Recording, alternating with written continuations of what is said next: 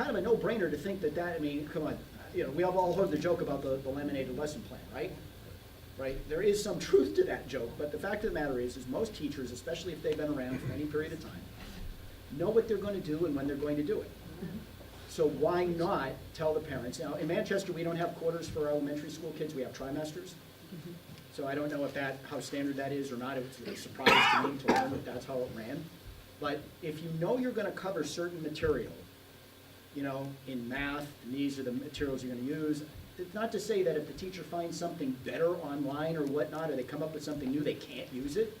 But it is to say, here's generally what we're going to be doing over this period of time, whether it's a semester or a quarter, a trimester, and you know, here's the timeline in which we expect to use it. Now, you send that home and parents get to take a look at that and say, okay, it's fine. And as long as it's not a total bait and switch, there's no repercussion to the teacher. But if there is any change, the teacher will have to have the presence of mind to let the family know. Because, you know, and what that avoids, like, we had a situation before I was on the board, right, where parents came to complain because in the curriculum, and you'll see administrators do this, it's all, well, you know, we don't have to notify parents of stuff that's in the curriculum. Oh, really? So when you find out that the 3rd grade class at Highland Goffs Falls School was given a lesson called assertive speech, and they were shown a video on child molestation, about how Uncle Joe did whatever to nephew, you know, Johnny, and you traumatize a room full of eight-year-olds, or a story that I covered from the Hallsville School in Manchester back when I was on the radio that actually made Boston news. I mean, we blew this thing up. It was bullying, right? You guys all have, bullying is the big deal. Do you know there is less transparency about how bullying is dealt with than almost anything? So here's what happened at the Hallsville School, right? And when we pushed the issue about parental notification, it's, quote, part of our curriculum, we don't need to notify parents, was the response of the administration. So they brought in a guidance counselor, and I'm going to mock this, who had a master's degree, because after I blew the thing up, indignant teachers were going to the school board and saying, this woman has a master's degree. So she's an even bigger idiot then. So they bring in a guidance counselor from another school. This is a true story. And here's the lesson on bullying. Now, there was a problem with bullying in a 4th grade class. There was 1 or 2 kids that were the source of the bullying. Now, you would think that the administration would deal with the kids who were doing the bullying. And they would notify the parents, and they would take appropriate disciplinary action. One would think. By the way, this principal of this school went on to be the business administrator, or the IT manager for the Timberlane Regional School District, Christy Michelin, her name was. So the guidance counselor comes in from a different school. For some reason, you can't use the guy. Oh, that's right. She has a master's degree, which makes her apparently an expert. She tapes a paper child onto the wall of the classroom. She has the kids write down the worst things that have ever been said to them, foul language and all, puts it in a hat. Distributes the hat and causes the kids to take those nasty things out. And then scream them one by one at the paper child, after which they then go rip a piece of the paper child off the wall. And when they're all done ripping the kid to shreds, after swearing at the kid and yelling all of these foul things to them, the job is to put the little kid back together. The moral of the story is, no matter how many times you say you're sorry, the kid will never be the same. This was a lesson on bullying. Now, I don't know about you, but if I'm the kid who's doing the bullying, I'm like, cool, because I hate the kids I'm bullying. And if I'm on that kid on the receiving end, and I was when I was in elementary school, you just told me that my life is over, I am broken forever. Right.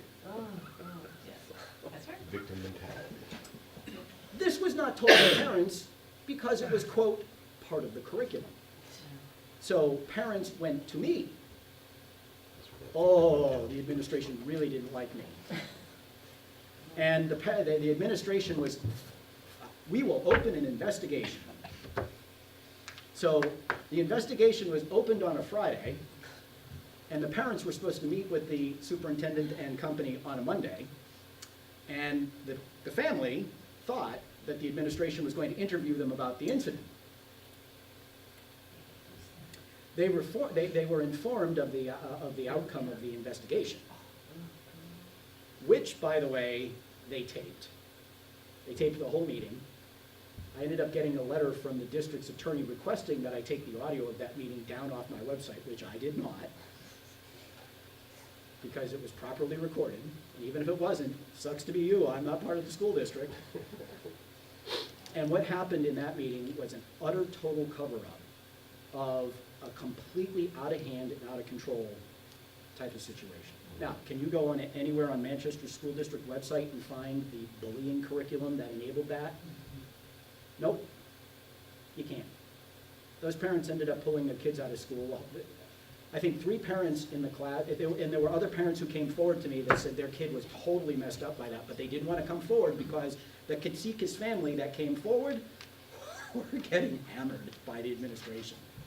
I mean, they were hung out to dry, they were called crazy and all kinds of things. You know, it's just wrong what happens.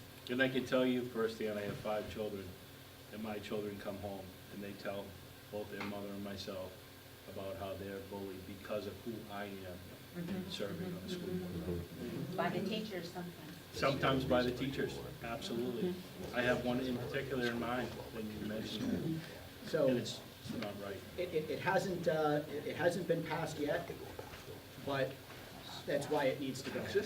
Yeah. And especially in the middle and high school levels where everything's broken down by subject and the teachers know roughly what they're going to do. It's it hasn't happened yet, but we're gonna keep trying. Hi, I'm Diane Jansen. We lived in Wyndham until He says it. 2002. And I pulled my son out of the Wyndham school system, and there were a number of issues, and one of them was a peer mediation program. Do you know if they still have it? What was it? Peer mediation? I'm not familiar with that. So I just wanted to, I'm wondering if there's any of the other school districts, do you know about peer mediation? You might not, because they don't tell you. Or so they don't tell you that they have one. I'm a former 3-year school board member, never heard of it. So it was We in the, we had peer mediation back when I was in high school, back in the 70s. yeah, well, this one was at the, not Golden Brook, what's the next school? Center school? Center School. They had moved my son's 3rd grade class up. They had To the done the high school? renovations, Yeah. and they moved 3rd grade out of Golden Brook. He was one of the lucky kids who get to go there Right. for 3rd grade. And he came home one day and he talked about an assembly, and it was about peer mediation. And, you know, a 3rd grader, what they're going to tell you, he's going to leave you with a lot of questions. And I had nothing was in the newsletter, nothing had been told to us, so I asked a friend.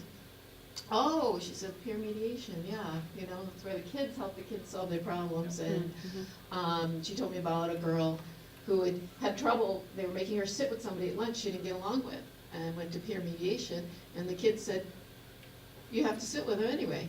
And I was like, gee, you know, as an adult, I don't go and eat lunch with people that I don't get along with. I think the immature thing is to agree that, you know, you don't have to like everybody, and let's, so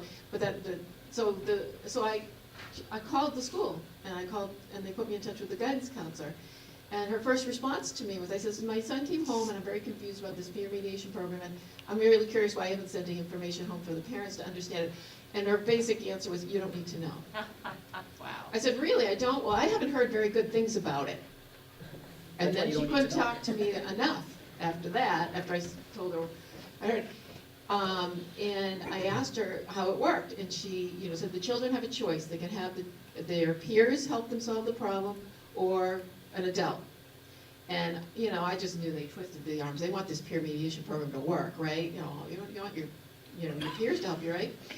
And so it's a panel of kids they choose, and the kid can go before them to solve it.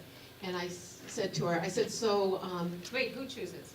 Who chooses the? the child the panel? supposedly choose, oh, well, no, the guidance counselor picks the panel. They establish a hierarchy of kids? Yeah. Well, they pick a Wasn't there a panel book here. about that? It was called The Lord of the Flies? Are you kidding? Well, yeah, I've used that term many times to describe it. So, anyway, she says to me, so then they go, and I said, so, and there's always an adult in the room, right? She said to me, they know where to find us. Wow. If that's still going on. And Yeah, you know what my that's reason? the My list reason? of Wyndham issues. So and I'm gonna tell you, one of the concerns I had is that my son was a real rule follower. Everybody knew it, and I knew they would pick him to be a peer mediator. And I felt it was as much damaging to my son to be told that he should tell kids his age, or that he had the skills to help his friends with issues that maybe an adult should be doing. And I just can't believe that I was one of the only parents who complained about it. Well, I can tell you, while I sat on the board for the past 3 years, I haven't heard that one, but I've heard other ones that are probably just as disturbing as that. One in particular, and what we did, we basically put our foot down, and we said, if it's not in the curriculum, you don't do it in the classroom. And once we did that, and it obviously took some time before you got the votes to basically implement that, then we had them coming in front of us, and I'll share with you one of the things that happened, and it was actually in my last year. We had a group of the teachers, and they wanted to come forward with a program that they wanted to change the curriculum, and I suspect now that it had to do with what you just shared with us. Because having not known that, there was almost like a fear that if they went ahead outside the lines of the curriculum, that there was going to be some sort of, consequence. And so then all of a sudden, we're like, wow, this is really working. Not knowing what you just shared with us, now I can understand why it was working. But what they did is they had a huge banner, they rolled it out in front of the school board, and a group of teachers came, and it was called Choose to Be Nice. Right? And so they gave every board member a Sharpie, and we're gonna sign this, and I was the only board member that wouldn't sign it. And the reason why I wouldn't sign it was not because I don't wanna be nice. I mean, perhaps, sometimes I'm not a nice person, but there's some days I am, it depends on the day you catch me. But I said to him, I said, well, can you tell us a little bit about the background of the organization that's behind this? And it was a blank stare. And I said, well, let me share with you the research that I've done. All right?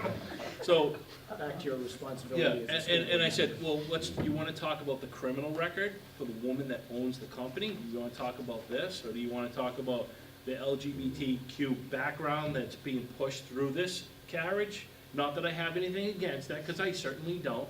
But I said, these are the types of questions that might be concerning. So this whole program that you want to do is going to take up seat time. And shouldn't we be focusing on reading, writing, and arithmetic? Because I'm taking away from that, and I'm trying to social engineer kids, and this is basically what this was doing, the same thing. And it's socially engineering kids to respond a certain way. But isn't that my purview as a parent? Yes. And at that point, I said, I don't need you. Now, my youngest has Down syndrome, and I would submit to everyone in the room, you will not find a nicer person on the planet. I mean, this kid is just a joy. And I said, but he's nonverbal, and, I said, I really don't need you to teach him how to be nice. I need you to teach him how to talk. I go, and I said, and then I have another son, and I talked about my son Cole, and I said, he's not a morning person. And there's a lot of times when I'm fighting with him, yelling at him, get on that bus, and if you don't get on that bus, and he gets on that bus, and that whole 45-minute ride to the bus, he is not a happy camper. And, but that's his experience. And he has to get through that. He has to muster up the whereabouts to go into class and deal with it. And that is a life experience. And I wouldn't have it any other way. So I don't need him to come to class in the beginning and choose to be nice. But when class starts, he better adjust really quickly and learn how to deal with it. Well, the problem is that they don't teach kids how to deal with people who aren't nice. As No. if you're supposed to eliminate all those Well, people in the world. The merits of the program aside, the key thing that Tom said in all of that, and I could keep you here for a while, but the key thing Tom said in all of that is, if it isn't an approved curriculum item by the school board, it should not happen. Because as a school board, you, not the principal, not the teacher in the classroom, not the curriculum coordinator in the district office, not the superintendent, you, as a school board, it is the school board's responsibility to approve what happens in the schools. And that is as it should be, because you are the publicly elected body that represents the people of the town, the parents, and everybody else who turns out to vote. You are their spokesman. So if there are things happening in your schools that were not approved by your school board, they are illicit activity. And you are liable for what happens in those schools if something goes wrong. And, oh gee, Your Honor, we didn't know that they were doing that. is not a defense. It might be a reason to sue your superintendent for non-disclosure or the people who are doing things outside of their approvals, but you're always going to be on the hook. I'll get back to finish that story too, and I'll share the rest of it with you. Do we want to take a break, or do we want to just keep going and just, take care of yourself?